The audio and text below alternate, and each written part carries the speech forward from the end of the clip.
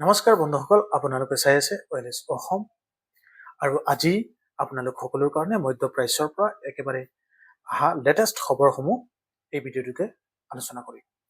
Iran, America আৰু ইজৰাইলৰ মাজত চলি থকা যুদ্ধ এতিয়া আৰু বেছি ভয়ংকৰ ৰূপ লৈ আছে। প্ৰতিটো ঘণ্টাত নতুন নতুন আক্ৰমণ, নতুন নতুন সিদ্ধান্ত, বিশ্বৰ ৰাজনীতিত এক ডাঙৰ পৰিৱৰ্তন দেখা গৈ আছে। আজিৰ এই ভিডিঅ'ত আমি আপোনালোককে দিবলৈ গৈ আছো একেবাৰে লেটেষ্ট লাইভ আপডেট, যিটো আপোনালোক সকলোৱে জানিব পাৰিব এই ভিডিঅ'টোতে। শান্তি আলোচনা কিয় ব্যৰ্থ হ'ল, যুদ্ধ এতিয়া কোন দিশে আগবাঢ়িছে আৰু আগলৈ কি হ'ব পাৰে। সেয়েহে এই ভিডিঅ'টো এই কুৱেশ্যনবিলাকৰ আনচাৰ পাবৰ কাৰণে থাকিব আপোনালোক। শেষলৈকে চাব নিশ্চয়। এতিয়া যুদ্ধৰ অৱস্থা এনে হৈছে যে মধ্যপ্ৰাচ্যৰ বহু ঠাইত একেলগে ড্ৰোন আৰু মিছাইল আক্ৰমণ চলি আছে আৰু ইৰাণ, ইজৰাইলৰ দুয়ো পক্ষই একে সময়তে একাধিক আক্ৰমণ আৰম্ভ কৰিছে। সামৰিক ঘাটি, বিমান ঘাটি আৰু গুৰুত্বপূৰ্ণ স্থানসমূহ লক্ষ্য কৰি হামলা চলাই আছে আৰু বহু ঠাইত বিস্ফোৰণ, আগুন আৰু ধ্বংসৰ দৃশ্য দেখা গৈ আছে। এইবোৰ স্পষ্টকৈ দেখুৱাইছে যে এই যুদ্ধ এতিয়াও নিয়ন্ত্ৰণৰ বাহিৰলৈ গৈ আছে আৰু যিকোনো সময়ত আৰু বেছি ভয়ংকৰ ৰূপ ল'ব পাৰে। আজিৰ দিনটোত কিছুমান গুৰুত্বপূৰ্ণ ঘটনা পোহৰলৈ আহিছে। কিছুমান দেশত ড্ৰোন আক্ৰমণ ধৰাও পৰিছে, বহু মিছাইল আকাশতে ইণ্টাৰচেপ্ট কৰা হৈছে। ইৰাণৰ ভিতৰত কিছুমান সামৰিক স্থাপন যিবিলাক আছে সেইসমূহ লক্ষ্য কৰি আক্ৰমণ চলোৱা হৈছে। তেহৰানৰ কিছুমান মিছাইল উৎপাদন কেন্দ্ৰতো হামলা হোৱা বুলি খবৰ আহিছে। এইবোৰ ঘটনাই দেখুৱাইছে যে যুদ্ধ এতিয়াও কেৱল দুটা দেশৰ মাজত সীমাবদ্ধ নাই, বৰঞ্চ সম্পূৰ্ণ অঞ্চলটোতেই উত্তেজনা বৃদ্ধি পাই আছে। প্ৰিয় ভিউৱাৰ্ছসকল, এই যুদ্ধৰ মাজতে এটা ডাঙৰ মূৰ আহি আছে, যাক লৈ এতিয়া সমগ্ৰ বিশ্ব আলোচনা কৰি আছে। আমেৰিকাই এখন 15 দফীয়া শান্তি প্ৰস্তাৱ আগবঢ়াইছিল, যাতে যুদ্ধ বন্ধ কৰি সমাধান বিচাৰি উলিয়াব পাৰে। কিন্তু ইৰাণে এই প্ৰস্তাৱ স্পষ্টকৈ অস্বীকাৰ কৰিছে। ইৰাণৰ চৰকাৰৰ ফালৰ পৰা কোৱা হৈ আছে যে তেওঁলোকে তেতিয়াহে শান্তি স্বীকাৰ কৰিব যেতিয়া যুদ্ধ সম্পূৰ্ণ বন্ধ হ'ব আৰু তেওঁলোকক হোৱা ক্ষতিৰ বাবে ক্ষতিপূৰণ দিয়া হ'ব আৰু ষ্ট্ৰেইট অফ হৰমুজৰ ওপৰত তেওঁলোকৰ পূৰ্ণ নিয়ন্ত্ৰণ থাকিব। এই চৰ্তসমূহ মানি নললে কোনো ধৰণৰ আলোচনা সম্ভৱ নহয় বুলি তেওঁলোকে স্পষ্টকৈ কৈছে।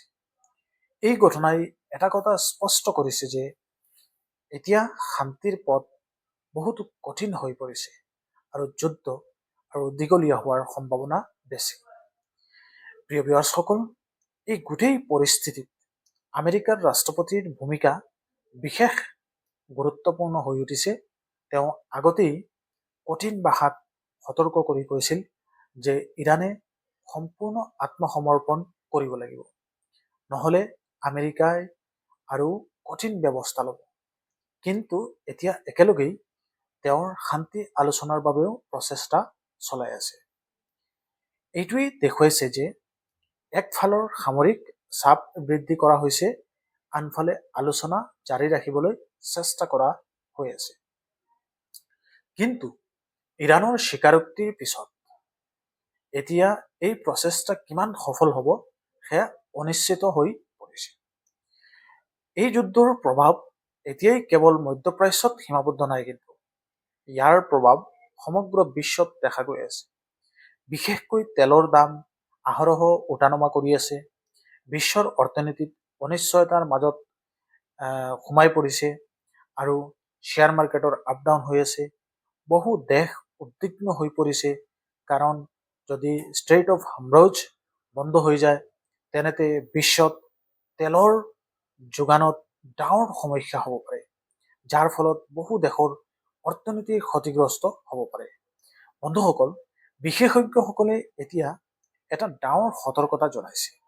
তেওঁলোকৰ মতে যদি এই যুদ্ধ শীঘ্ৰেই বন্ধ নহয় তেনেতে এইটো এটা বৃহৎ বিশ্বৰ সংঘাতলৈ পৰিণত হ'ব পাৰে। মধ্যপ্ৰাচ্যৰ আন দেশসমূহ এই সংঘাতত জড়িত হোৱাৰ সম্ভাৱনা আছে আৰু তেতিয়াই পৰিস্থিতি আৰু বেছি ভয়ংকৰ হৈ পৰিব। এই কাৰণে সমগ্ৰ বিশ্বৰ মানুহে এতিয়া এটাই কথা আশা কৰি আছে যে এই যুদ্ধ যেনে তেনে বন্ধ হ'ব লাগে আৰু শান্তি পুনৰ স্থাপন হ'ব লাগে।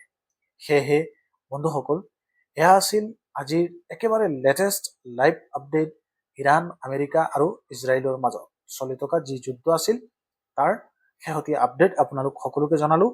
যুদ্ধৰ ওপৰত যদি আপুনি এনেধৰণৰ সঠিক আৰু দ্ৰুত খবৰ সদায় পাই থাকিব বিচাৰে তেনেতে আমাৰ চেনেল ৱেলিছ অসম ইউটিউব চেনেলটো ছাবস্ক্ৰাইব কৰি ৰাখিবা আৰু এই ভিডিঅ'টো লাইক কৰিবা আৰু বন্ধু বান্ধৱীৰ সৈতে শ্বেয়াৰ কৰিবলৈ নাপাহৰিবা। পৰৱৰ্তী সময়ত নতুন আপডেট আহিলে আপোনালোক সকলোকে জনাই দিম। Thank you. জয় অসম।